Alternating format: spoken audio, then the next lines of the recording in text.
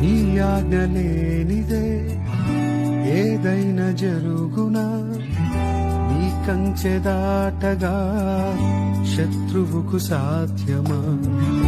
నీ ఆజ్ఞ లేనిదే ఏదైనా జరుగునా, నీ కంచె దాటగా శత్రువుకు సాధ్యమా?